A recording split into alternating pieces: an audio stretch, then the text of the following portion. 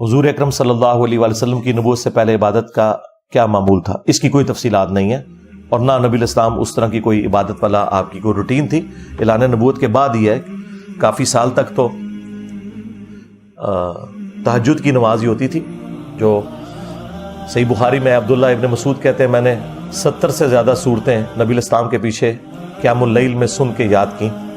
نبی الاسلام کا مکی دور جو ہے وہ صرف قیام اللیل رات کی نماز ہوتی تھی، لیکن وہ مشکل تھی ان 5 نمازوں سے۔ وہ آدھی رات کا قیام یا 2/3 رات کا قیام ہوتا تھا، صحابہ کرام پیچھے سنتے تھے، نماز کے اندر قرآن پھر وہ یاد کر لیتے تھے۔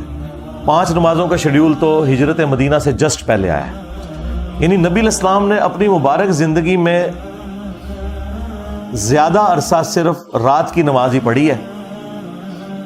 13 سالہ مکی دور میں، اور جو 10 10.5 سالہ مدنی دور ہے اس میں 5 نمازوں کا شیڈیول تھا۔ آپ نے جو 5 نمازیں ہیں نا، یہ 10 سال اپنی زندگی میں پڑھی ہیں، آپ کو تو اتنا موقع نہیں ملا نا، زندگی مختصر تھی۔ تو باقی اعلان نبوت سے پہلے آپ علیہ السلام کی زندگی ایک عام